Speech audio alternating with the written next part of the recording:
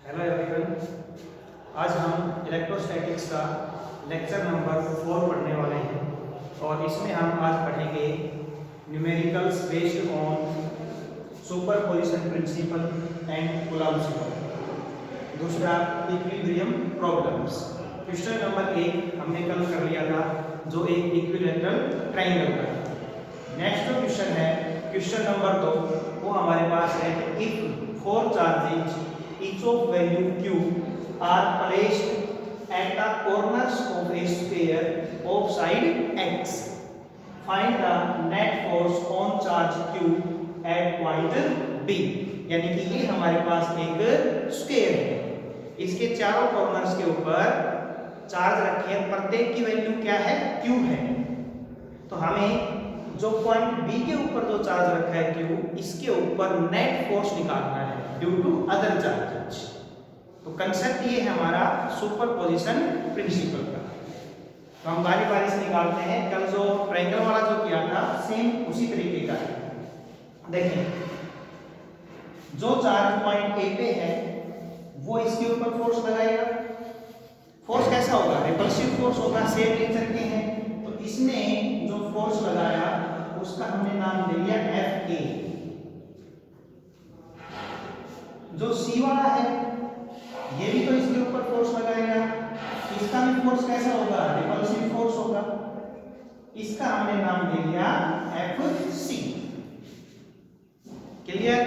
तीसरा एक और बच गया जो डी पॉइंट के ऊपर है, ये इसके ऊपर फोर्स लगाएगा। इनका नेचर भी देखो सेम है, तो इसका फोर्स भी कैसा होगा, रिपल्सिव फोर्स होगा। तो इसने फोर्स लगाया एफ टी, नाम दे देते हैं। अब इनकी वैल्यूज निकालनी है और इनको क्या करना है, जोड़ना है, वेक्टरली जोड़ना है। तो सबसे पहले हम एफ ए की वैल्यू निकाल लेते हैं। Force due to charge which is at point A. देखो कूलम्ब्स का लगाएंगे। कूलम्ब्स का क्या कहता है, k q1 into q2, q1 into q2। तो दोनों ही q हैं, तो q स्क्वायर अपॉन में डिस्टेंस, जितनी साइड है स्क्वायर की वो डिस्टेंस आ जाएगी x का स्क्वायर। इसी तरीके से आप निकाल लेंगे f, इसको वही c को एफ सी निकाल लो। c ने जो लगाया इसका मैग्नीट्यूड भी सेम ही आएगा, q और डिस्टेंस क्या है आपके पास, x है। आपके पास जो डी वाला जो चार्ज है उसके कारण जो फोर्स है वो निकालेंगे। देखो दोनों सेम नेचर के हैं, q इंटू क्यू। डिस्टेंस हमारे पास नहीं है, लेकिन हमें पता है ये साइड पता है और ये साइड पता है, स्क्वायर है भाई। तो ये आप निकाल सकते हो, पाइथागोरस थ्योरम का यूज करेंगे और ये साइड निकाल लेंगे। क्लियर। तो पाइथागोरस थ्योरम का यूज करेंगे तो आपको पता है x square plus x square पूरे का रूट क्या जाएगा, रूट 2x स्क्वायर। बोलो, तो रूट 2x, तो k q स्क्वायर अपॉन में रूट 2x आई। और इसका क्या करना है, square, k q square upon में इसका स्क्वायर से रूट 10 से समझ में। ये वाली निकालनी थी आपको भाई, dv निकालनी थी। तो dv is equal to root इसका स्क्वायर प्लस इसका स्क्वायर। तो dp इज इक्वल टू क्या आ जाएगी भाई, 2x स्क्वायर। तो dp is equal to root 2x। ठीक है, फिर यहाँ पे कर दिया। क्लियर है। तीनों फोर्स आ गए। अब तीनों का हमें तो नेट फोर्स चाहिए, रिजल्टेंट फोर्स निकालना है। तो देखिए जो फोर्स एफ ए है और जो फोर्स एफ सी है, दोनों के बीच में एंगल जो बन रहा है ना वो 90 डिग्री का है। तो पहले इन दोनों का रिजल्टेंट निकालेंगे हम। इन दोनों का जो रिजल्टेंट आएगा वो इनके बिल्कुल मिड में ही तो आएगा भाई। 11th का आप ध्यान करिए, जब एंगल 90 का होता है तो रिजल्टेंट कहां आता है, बिल्कुल बीच में आता है, यानी कि वो इसी लाइन के अलॉन्ग आएगा। इन दोनों का जो नेट जो फोर्स आएगा एफ नेट, या इसको आप लिख सकते हो रिजल्टेंट, एफ रिजल्टेंट फोर्स, वो निकालो। किस किस का, ए वाले का और सी वाले का। तो रिजल्टेंट जो फोर्स आया वो आ जाएगा रूट, भाई पहले वाले का स्क्वायर, पहले वाला क्या आपके पास के Q square upon X square, plus में दूसरे वाले का स्क्वायर वो भी तो सेम ही है,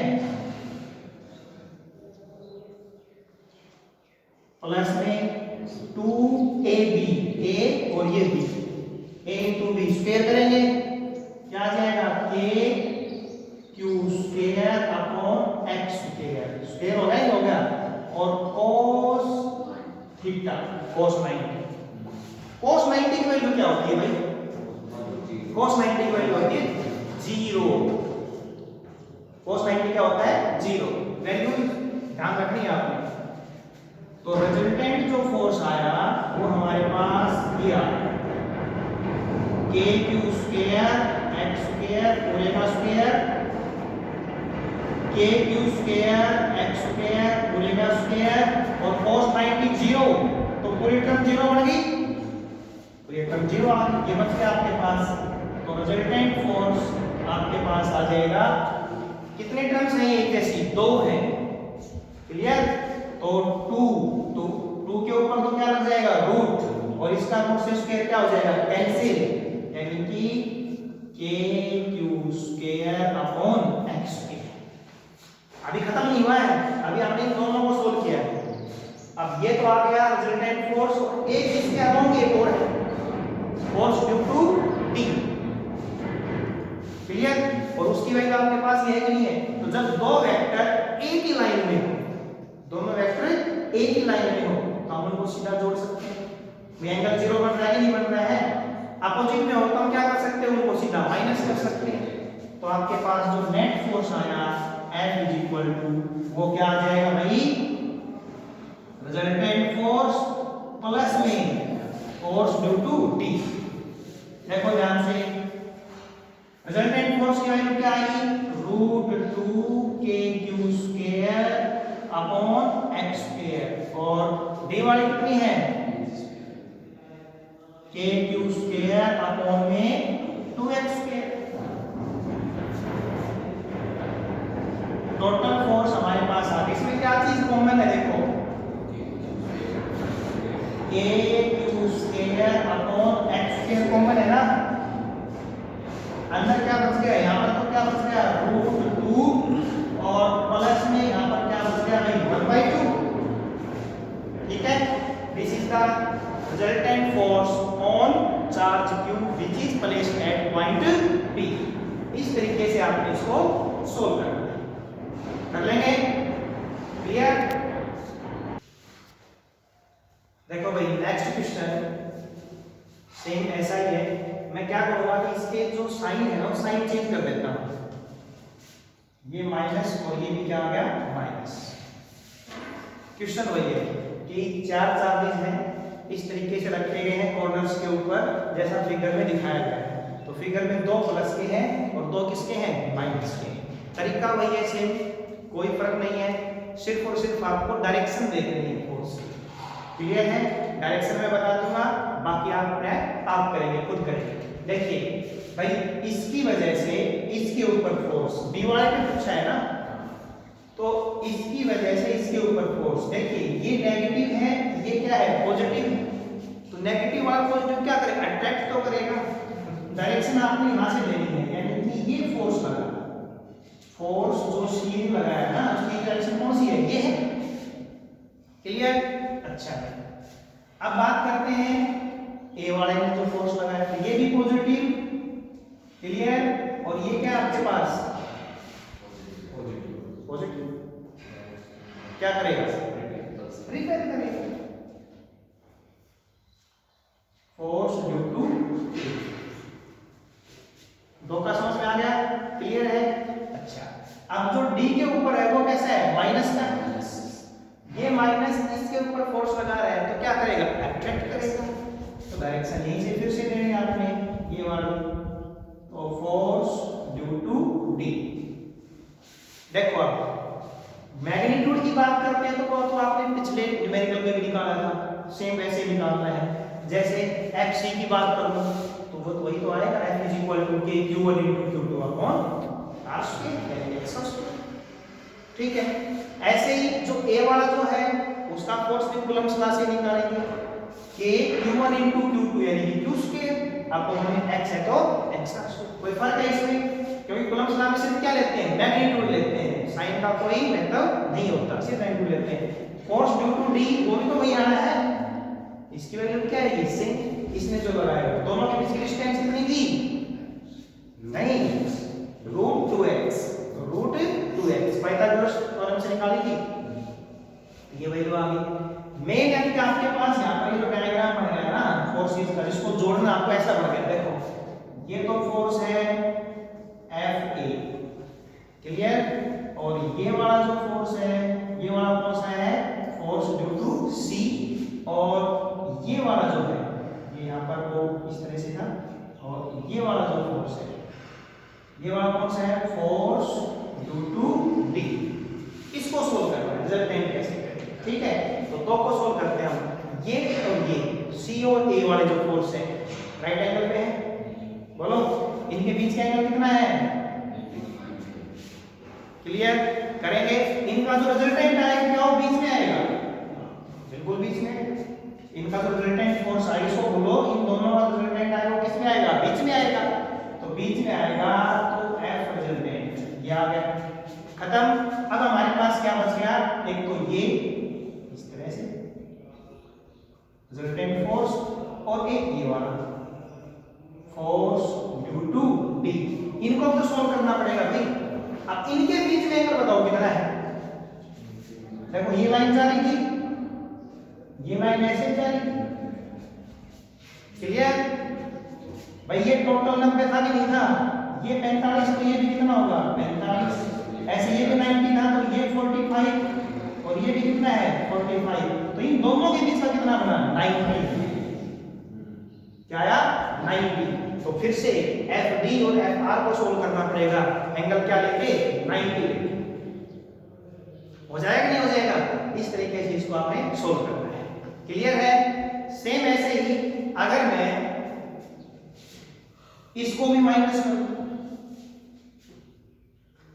इसको भी माइनस कर दूं, तब क्या करेंगे, क्या मैग्नीट्यूड के ऊपर फर्क पड़ेगा तीनों पे, नहीं पड़ेगा, सिर्फ किस पे फर्क पड़ेगा, डायरेक्शन पे फर्क पड़ेगा, वो डायरेक्शन आप देखिए कैसे है, देखो भाई ये माइनस वाला इसके ऊपर फोर्स लगाएगा ऊपर की ओर, क्लियर, ये माइनस वाला फोर्स लगाएगा इसके अलोंग, अब ये भी माइनस का होगा, ये भी क्या करेगा इसको ऐसे ही खींचेगा, यानी कि फोर्स ड्यू टू A यहां पे आ गया, डायग्राम कैसा बना देखो, C वाले का फोर्स ये है,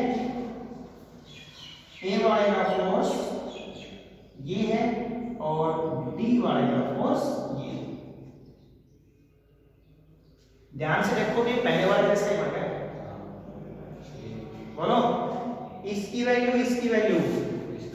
ये A है, सॉरी ये कौन सा है A, FC और FA कितने एंगल पे है 90 पे, सोल्व करके लिखाएगा cos 90 लेके, इनका जो रिजल्टेंट आएगा क्या वो इसके अलोंग ही आएगा, बिल्कुल बीच में रिजल्टेंट, और लास्ट में ये रिजल्टेंट और फोर्स ड्यू टू D दोनों एक ही लाइन के ऊपर है, दोनों क्या करेंगे सीधा जोड़ेंगे, सेम एज इट इज जो पहले वाला था वही आंसर आने वाला है।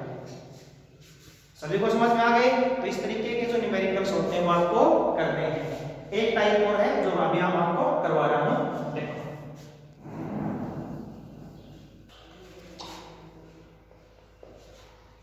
क्वेश्चन नंबर 4 थोड़ा सा डिफरेंट है, देखो if 4 charges are placed on the corners of a sphere of side x as shown in figure, यानी कि ये हमारे पास एक स्फीयर है जिसकी साइड कितनी है x है, इसके चारों कॉर्नर्स के ऊपर चार्जेस रखे हैं, फिगर में दिखा रखा है कि चारों के चारों positive, find the net force on charge q which is placed at the center of the sphere, एक कैपिटल Q चार्ज है जो सेंटर के ऊपर रखा है, उसके ऊपर नेट फोर्स निकालना है।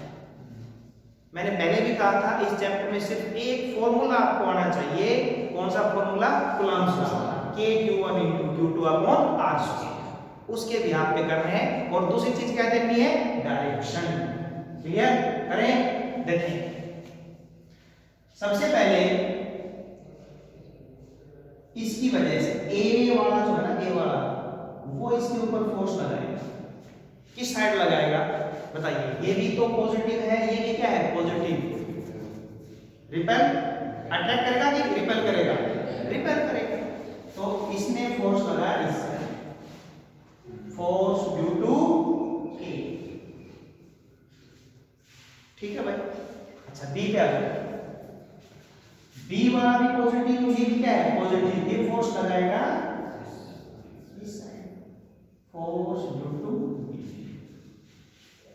सी वाले पे आ जाओ। सी वाला पॉजिटिव है, इसके ऊपर फोर्स लगाएगा, क्या करेगा? रिपेल करेगा नीचे की ओर।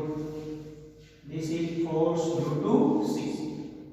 डी वाला, बी इसको क्या करेगा? बोले तो लगाएगा, रिपेल करेगा, force due to D.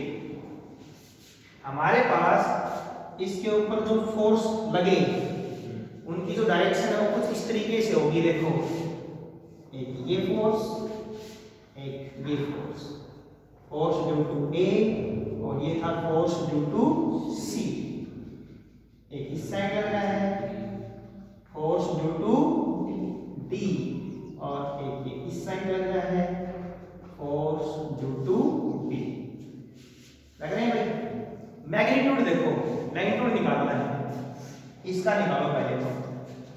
F A की वैल्यू निकालो, एफ ए की वैल्यू फॉर्मूला वही के Q1 into Q2, ये Q1 और ये Q अलग अलग है, अपॉन में डिस्टेंस का स्क्वायर। ये डिस्टेंस चाहिए आपको।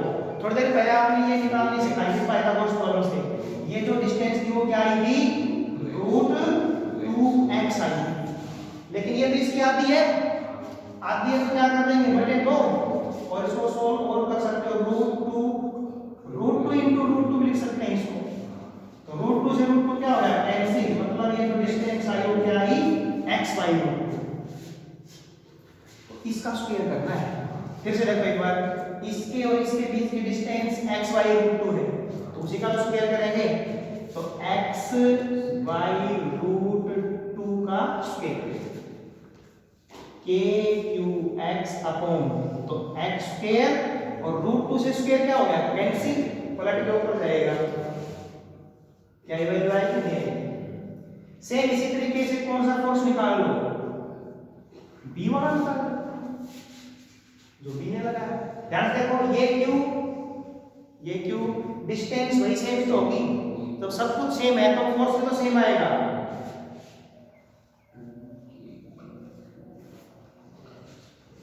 आ रहा है समझ में? ऐसे इसी वाला निकालो, इसकी डिस्टेंस भी तो सेम ही होगी। ये भी क्यू है, ये भी क्यू है, तो फोर्स भी सेम बनेगा। निकालने की आवश्यकता ही नहीं है।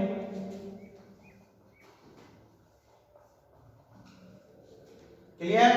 ऐसे डी वाला निकाल दो। डी वाला देखो, ये डिस्टेंस फिर से वही x y √2, ये q और वही सेम टू सेम q है, तो 2kq अपॉन x। यानी कि आपको ये पता चल गया कि ये चारों के चारों जो फोर्स हैं इनकी वैल्यू, इनका मैग्नीट्यूड क्या है? सेम है कि नहीं? सेम। अच्छा देखो, अब ये सेम है, ये इस साइड और ये इस साइड, डायरेक्शन अपोजिट, क्या एक दूसरे को कैंसिल कर देंगे भाई? इनके कारण नेट फोर्स क्या आया? 0। अच्छा, अब ये इस साइड इसके बिल्कुल अपोजिट में ये वाला है, वैल्यू सेम है, इसने क्या कर दिया? कैंसिल, तो नेट फोर्स क्या आया? यानी कि सेंटर के ऊपर जो चार्ज रखा जाएगा किसी भी सिमेट्रिक बॉडी के लिए, उसके ऊपर चार्ज क्या रहेगा? 0। चाहे यहां पर पेंटागन हो, चाहे यहां पर हेक्सागन हो, चाहे यहां पर कोई सर्कल हो, उसमें नंबर ऑफ पॉइंट्स को घड़ी जैसे घड़ी देखी आपने, है ना? एक दूसरे की इफेक्ट को क्या कर देंगे? कैंसिल कर देंगे। तो ये एक तरीका था। सेंटर के ऊपर अगर सिमेट्रिकल एलिमेंट है, सेंटर के ऊपर चार्ज रखा है और जो चार्जेस हैं जो कॉर्नर्स पे रखे हैं वो सेम नेचर के हैं, तो सेंटर के ऊपर चार्ज क्या आएगा? 0। सॉरी, फोर्स क्या आएगा? 0 आएगा। सेंटर के ऊपर फोर्स क्या आएगा? 0। लेकिन कब है ये बात? सेम नेचर के, सेम नेचर के, सारे के सारे पॉजिटिव है या सारे के सारे क्या है? नेगेटिव है, तो भी यही वाली सिचुएशन आ रही है। क्लियर? ठीक है, उतारो इसको। देखो भाई, तो भाई आपने देखा कि इसका जो नेट फोर्स है वो क्या आया, 0 आया। नेट फोर्स 0 कब आया? जब किसी भी सिमेट्रिक जो भी शेप है उसके कॉर्नर्स के ऊपर या किसी उनके पॉइंट्स के ऊपर आइडेंटिकल चार्जेस रखे, मतलब सेम नेचर के रखे हों और सेम मैग्नीट्यूड के रखे हों, तो सेंटर के ऊपर हमेशा जो फोर्स आएगा वो क्या आएगा, 0 आएगा। क्लियर है? अगले न्यूमेरिकल इसमें कैसे बढ़ सकते हैं? अगले बढ़ सकते हैं कि मैं इनका नेचर चेंज कर दूं। मान लो मैंने इसका नेचर चेंज कर दिया, देखो सब कुछ सेम है, इसका नेचर चेंज कर दिया, तो क्या करेंगे? कैलकुलेशन आप खुद करेंगे। नेचर चेंज करने से क्या होगा भाई, इसके फोर्स के ऊपर फर्क पड़ेगा कोई नहीं, ये फोर्स तो अभी इसी साइड जाना है, फोर्स ड्यू टू सी, इसके ऊपर फर्क पड़ेगा, इसी साइड जाना है, ये तो फोर्स ड्यू टू बी। बोलो भाई, इसके ऊपर फर्क पड़ेगा, ये वाला ये वाला इसको क्या करेगा, रिपल ही तो करेगा। ये देखो, ये माइनस वाला क्या करेगा, इसको अट्रैक्ट करेगा, तो इसका जो फोर्स आएगा एक डी की वजह से वो इसके अलोंग तो आएगा, तो फोर्स ड्यू टू डी। अब बताओ क्या ये सोल्व नहीं हो सकते? इसने इसको क्या कर दिया, कैंसिल, तो इनके कारण तो नेट फोर्स क्या आ गया, 0। लेकिन ये दोनों एक ही डायरेक्शन में है, इन दोनों क्या कर देंगे, जोड़ देंगे। बोला रहा है नहीं आ रहा समझ में? अच्छा, अगर मैं इसको भी माइनस कर दूं, अगला क्वेश्चन कैसे बढ़ सकता है भाई, 2 माइनस के हों, 2 माइनस के होंगे तो क्या होगा, सोचो एक बार फिर से करते हैं इसको। दोनों माइनस के हैं, देखिए ए ने फोर्स लगाया इसके ऊपर, ऊपर क्यों लगेगा, force due to A, C वाला पॉजिटिव है, ये भी इसको धकेलेगा, फोर्स ड्यू टू सी। अच्छा, बी वाला, force due to B, sorry force due to B. C वाला देखो क्या है, माइनस का है, ये प्लस का है, अपने ओर खींचेगा इसको, तो इसी के अलोंग तो आएगा, force due to C. D वाला माइनस का है, अट्रैक्ट करेगा, तो इसका फोर्स भी इस लाइन के along, force due to D. अब ध्यान से देखो, इन दोनों को जोड़ देंगे, इन दोनों क्या कर देंगे, जोड़ देंगे। मान लो इन दोनों को जोड़ने से आपके पास फोर्स आया, कोई ना कोई वैल्यू आएगी F1, इन दोनों को जोड़ दोगे तो इसके कारण भी तो कोई ना कोई वैल्यू आएगा आपके पास F2। अब F1 F2 फिर से देखो कितने एंगल के ऊपर है, ध्यान से देखिए, ये वाला एंगल 90 का एंगल कितने का बन रहा है, ये 90। कोई भी जो डायगोनल आपस में क्रॉस करते हैं तो कितने एंगल पे आते हैं, 90 के तो करते हैं। फिर से वही फॉर्मूला, इनका रिजल्टेंट निकालना पड़ेगा, ठीक है। इनका रिजल्टेंट मान लो f आ गया, तो क्या करोगे, ट्रायंगल लॉ ऑफ एडिशन से f1 का स्क्वायर प्लस f2 का square plus 2f1 f2 cos 90, ठीक है। cos 90 क्या हो जाएगा, 0, तो आपके पास आंसर जो आएगा वो इस फॉर्मूले के अनुसार F1 की वैल्यू निकालना चाहते हो, F2 की वैल्यू निकालना जानते हो, तो बताओ आसान है कि नहीं है, कर लेंगे इनको, ठीक है। तो ये थे पॉलीगन टाइप न्यूमेरिकल्स, इनको कर। आज के वीडियो में इतना ही। नेक्स्ट जो है वीडियो उसमें हम इक्विलिब्रियम प्रॉब्लम्स करेंगे, और जो सुपरपोजिशन प्रिंसिपल था उसमें एपी बन रही है, जीपी बन रही है, अन्य कोई सीरीज बन रही है, उसके बिहाफ पे न्यूमेरिकल करेंगे, ठीक है। Thank you.